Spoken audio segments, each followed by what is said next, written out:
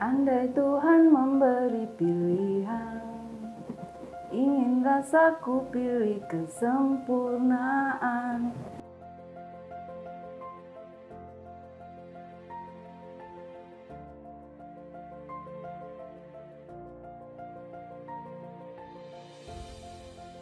Boleh diceritakan tentang disabilitasnya apa?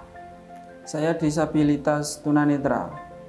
Disabilitas saya dalam bidang netra dan saya netra dari kecil, dari lahir. Tunaruku boleh disabilitas ruku tuli, ya semua bersatu sama. Mbak Sumi menyebutkan saya disabilitas tunarungu, boleh menyebut tunarungu, boleh disabilitas rungu, boleh tuli. Tapi kalau teman-teman biasanya lebih nyaman dipanggil tuli karena itu identitas mereka. Tunadaksa. Boleh dijelaskan dulu seperti apa? Tunadaksa itu nggak bisa berjalan, kelemahannya di kaki. Jadi kalau keseharian di sekolah itu suruh pakai kursi roda, suruh belajar jalan sendiri, gayuh kursi roda sendiri, biar ada kemandirian juga. Daksa ya, kalau saya ini daksa ya. Boleh dijelaskan seperti apa? Tadinya. Daksa ini seperti apa? Oh. Kalau kaki dua-duanya. Kalau jalan pakai kalau keluar, kalau sehari-hari aktivitas pakai kursi roda. Saya di difabel fisik. Difabel saya di sebelah kanan, tangan dan kaki itu perannya sebagai tumpuan, sebagai penyeimbang, yang tumpuan di sebelah kirinya, seperti itu. Skizofrenia itu sendiri adanya ketidakseimbangan kadar dopamin di otak, sehingga kita harus pasien skizo itu sendiri harus mengkonsumsi obat untuk menstabilkan kadar dopamin itu sendiri, sehingga bukan ketergantungan ya, itu sama seperti kayak orang sakit hipertensi, diabetes yang harus mengkonsumsi obat setiap harinya. Kalau saya sendiri kan tunadaksa yang selama ini kehidupan saya nun sewu, saya kenalnya teman-teman itu baru 2017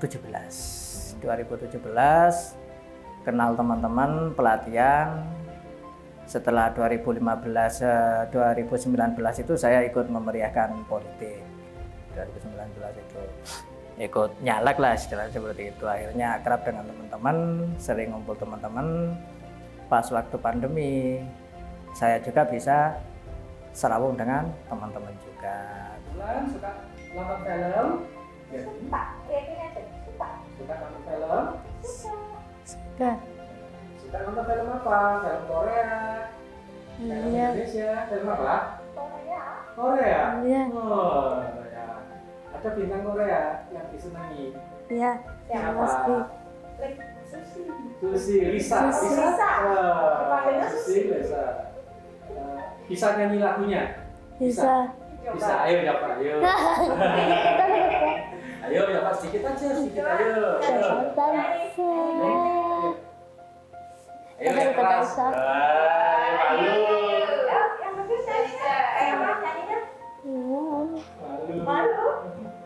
Malu. Ada nggak fasilitas publik yang udah pernah digunakan? Fasilitas publik yang udah pernah digunakan? Kok nggak terperhatikan ya? Fasilitas publik kayak contohnya busway gitu kah? Yang lebih untuk disabilitas, ada nggak yang sudah pernah?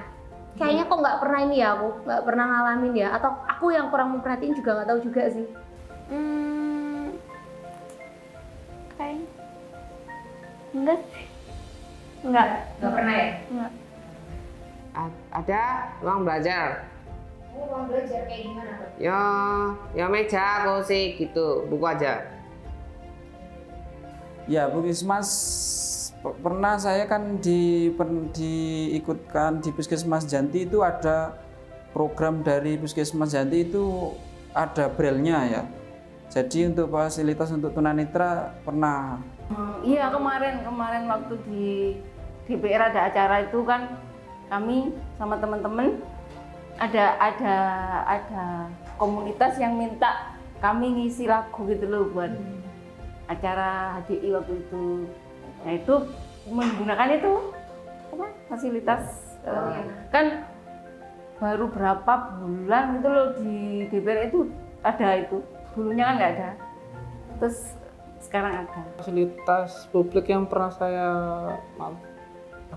yang pernah saya manfaatkan itu kayak RAM, terus handball itu yang buat pegangan itu, terus juga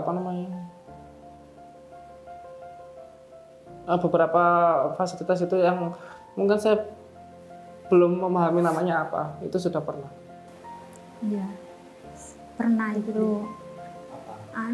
Kalau jalan ya jalur-jalur, tadi jalur-jalur ya rapu-rapu. Tapi kalau seberang kotak balamat kurang won aja. Sebab percaya kalau dulu gak berjanji arusnya supaya segera masih kurang. Kalau di utama cokola arus pakai zebra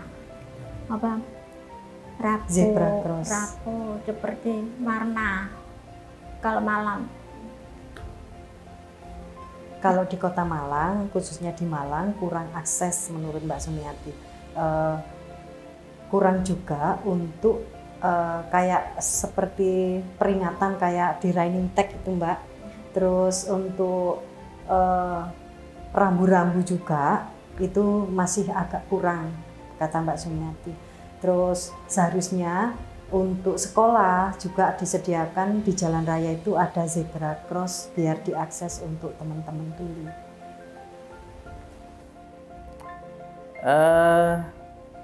Karena kembali ke saya pribadi nih, mungkin kalau dari awal saya akan bergerak di koran yang banyak itu kita diliput oleh mungkin yang sering itu Malang Pos, Jawa Pos, itu awal-awal seperti itu. Dan sekarang saya lihat banyak perkembangannya, banyak media-media yang mengikuti kita. Sekilas seperti itu. Isi lagu. Iya. Nyoba kok Mas. Nyanyi apa? Loh enggak, kami sama teman-teman enggak. Mama. Dikit aja nggak apa-apa. Andai Tuhan memberi pilihan, ingin rasaku pilih kesempurnaan, jauh dari kekurangan, keterbatasan diri yang membelenggu. Wes, itu aja. Anda pernah menyeberang jalan? Sering, pernah. Kesulitan nggak menyeberang jalan sebagai seorang tunanetra? Ya mungkin karena dulu awalnya tunanetra belum tahu ilmunya ya, mungkin kayak takut. Karena sekarang sudah lebih tahu ilmunya, ya mudah lah ya, insya Allah mudah. Apa itu ilmunya? Ilmunya kan kita bawa tongkat. Ketika kita mau menyeberang, kita kan ajungkan tongkat itu, terus nanti sebelumnya kanan kiri dilihat instingnya. Maksudnya mobil kelihatan, kalau ada mobil enggak kan kelihatan pendengaran kita ya. Nah, setelah itu kita pakai kode tangan, pasti insya Allah orang tahu, oh itu tunanetra, mesti kan kecepatannya dia dikurangi kan. Kalau ditubruk ya Allah alam, yakin aja. Cita-citanya apa? Monte komputer. Apa program apa yang sudah bisa dilakukan? Desain grafis. Terus multimedia. Oh, desain grafis apa yang sudah dilakukan? Oh itu ya logonya, desain logo. Oh logo. Malu ya secara lokal. Mbak Bulan punya teman yang akrab? Siapa temannya? Siapa temannya yang akrab? Tidak. Sama siapa? Sama siapa lagi? Tidak. BA. Oh, PA juga. Terganti. Tapi. Oke juga. Oh, banyak temennya, Re. Itu kacau. Lalu pernah naik kereta api? Nah. Nah, panjang ya? Iya. Panjang. Ayah, Leja. Oh, sama ayah. Ayah pergi kemana? Ija. Jogja. Di Jogja ada apa, Lola? Jogja ada apa? Hah? Di Jogja ada apa? Rumah Budi. Rumah Budi. Gede. Terus di sana diamanai untuk di forum anak inklusi. Itu ceritanya advokasinya teman-teman disabilitas seperti itu, Pak. Banyak yang kita lakukan. Salah satunya ya advokasi ke pemerintah, baik layanan maupun baik layanan kesehatan, layanan akses jalan atau yang lain. Yang selama ini kita sudah punya MOU ke RSI yang di Jalan Kalimantan itu.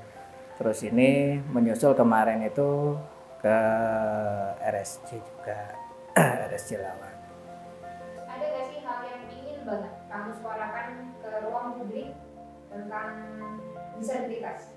Pastinya aku pengen semua lapisan masyarakat itu lebih menghargai kita. Kita sama sekali nggak butuh belas kasihan, bukan butuh bantuan dalam hal materi, tapi kita butuh bantuan dalam hal support, dalam hal motivasi, dalam hal gini.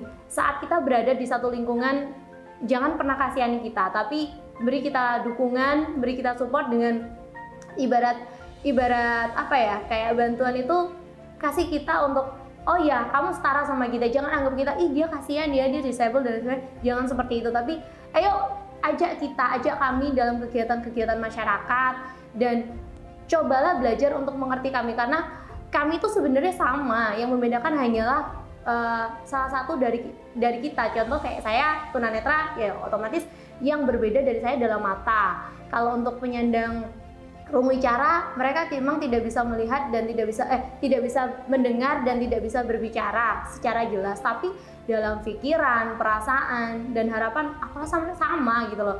Kita bukan mental peminta, tapi kita adalah orang-orang yang kita pengen dibantu dalam hal motivasi, dukungan, support, dan itu butuh kerjasama, kesadaran dari masyarakat secara umum, mulai dari segala bentuk lapisan. Jangan anggap kita sebelah mata gitu. Itu yang pengen aku suarain ke masyarakat pada umumnya.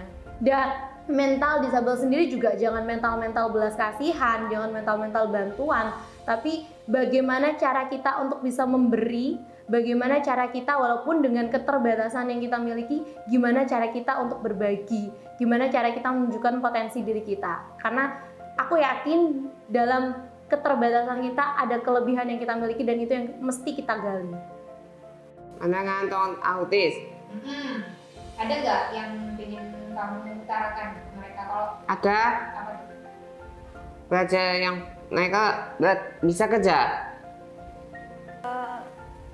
Kita bisa buktikan kalau disabilitas itu bisa kayak yang lain dengan cara kita sendiri. Kayak misalnya nunjukin bakatnya gitu ya. Nunjukin bakatnya, tunjukin kalau kita itu bisa. Walaupun kita punya kekurangan, kita tuh bakal tunjukin kalau kita itu bisa.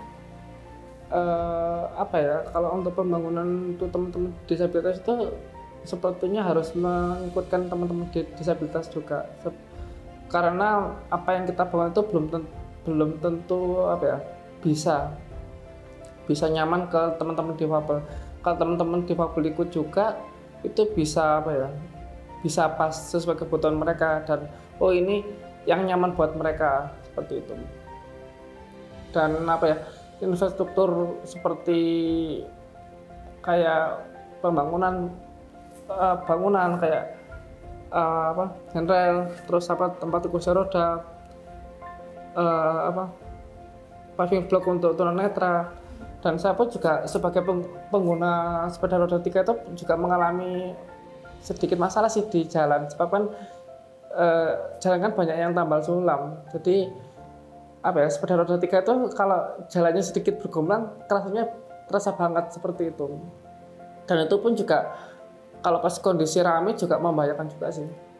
Jangan terlalu menstigma ODS ya, karena mereka itu juga butuh perhatian lebih dari kita, juga butuh dukungan dan semangat dari kita untuk mereka menjalani dalam kehidupan sehari-hari.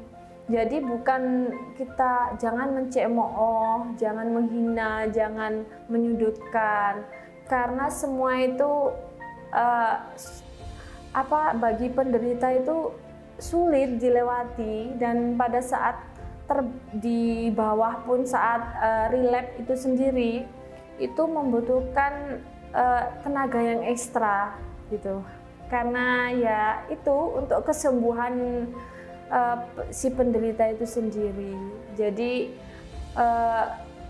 dibimbing, diberi dukungan, semangat, motivasi, ya seperti itu, agar mereka tuh tetap semangat, tetap berpikiran positif. Jangan sampai mereka kan ada yang sampai buat apa sih aku hidup, buat apa sih lebih baik aku nggak ada di sini, sampai kan ada yang teman-teman sampai melakukan dia untuk bunuh diri gitu kan. Jangan sampai. Nah itu yang pingin kita untuk bersama-sama kita harus upayakan, jangan terlalu menstigma mereka gitu loh.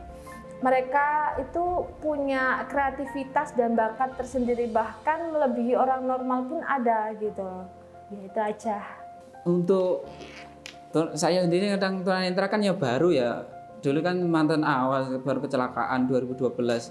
Kadang pesan publik gini.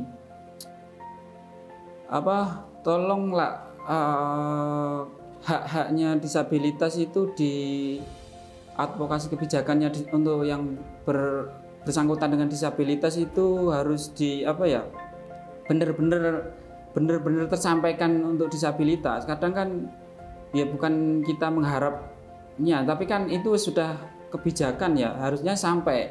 Kayak contoh hak kesehatannya disabilitas, hak pendidikannya, hak untuk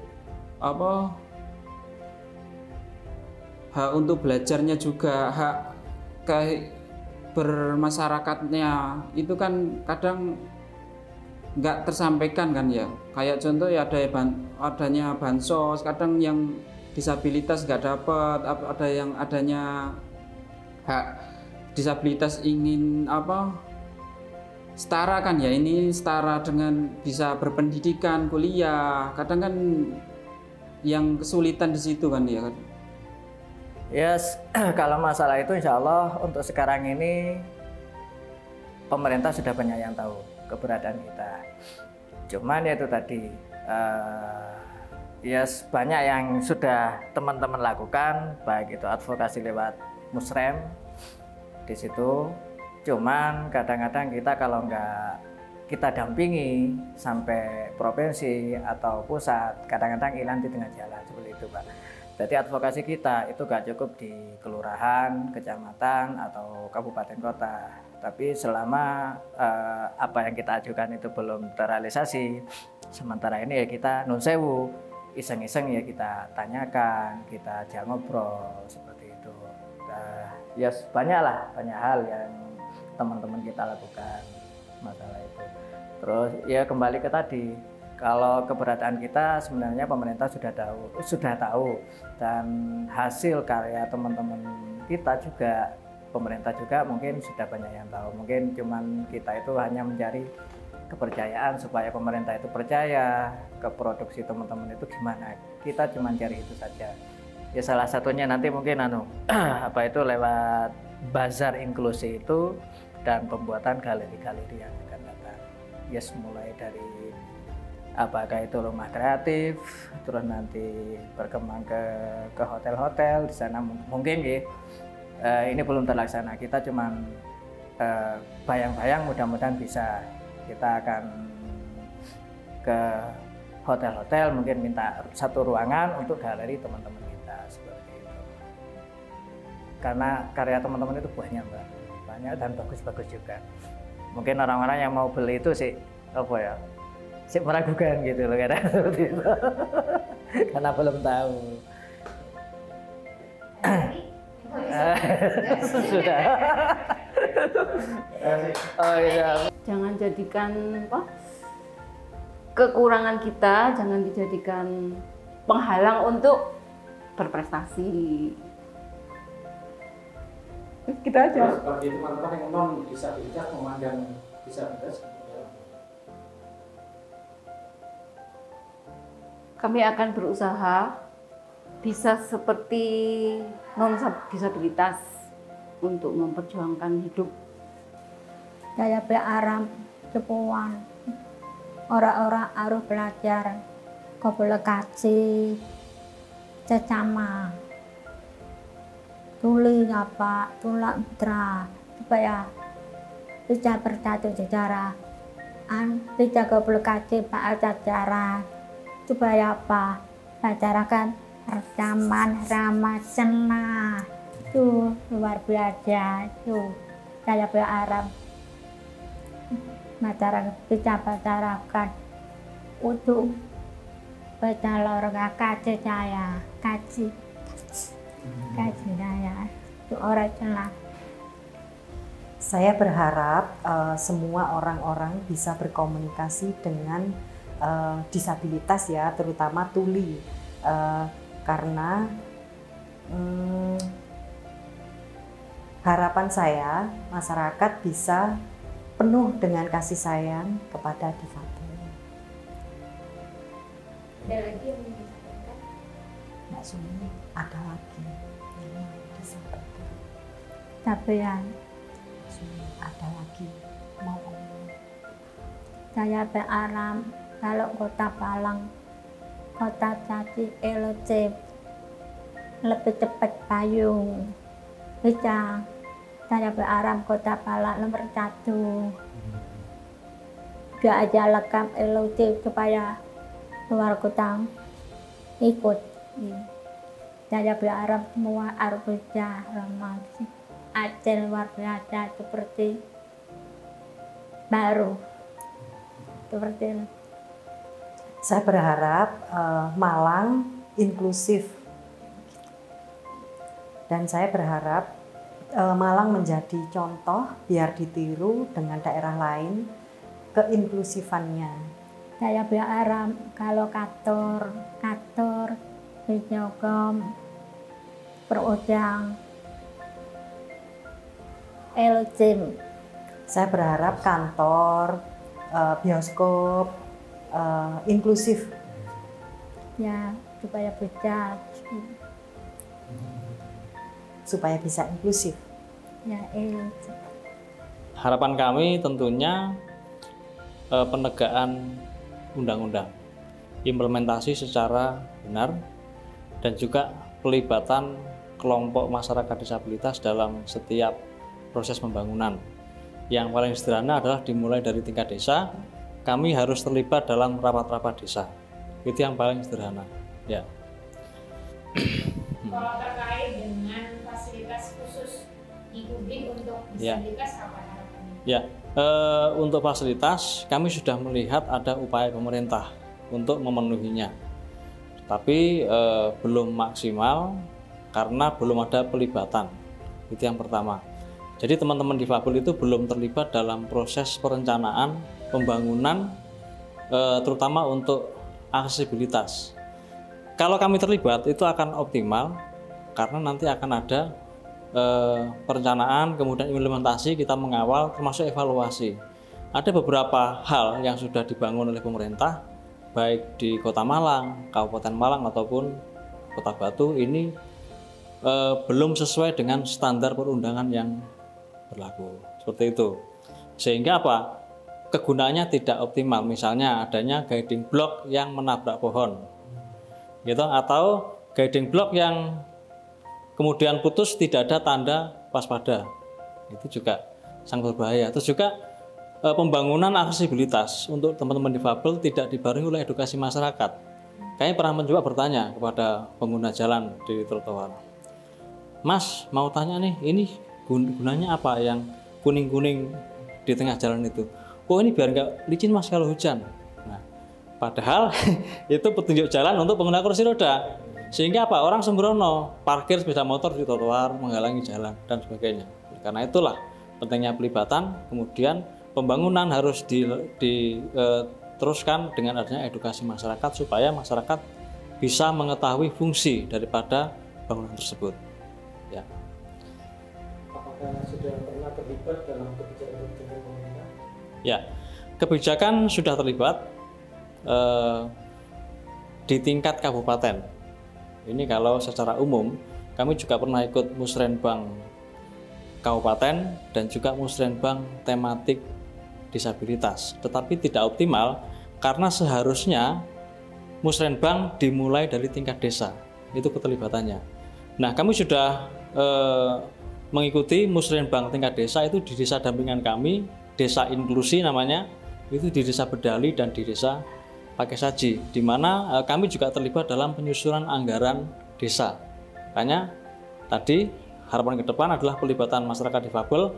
Yang paling sederhana dan efektif adalah pelibatan proses pembangunan sejak di tingkat desa. Kalau sudah di tingkat kabupaten, nah itu biasanya hanya tinggal model-model sosialisasi seperti itu.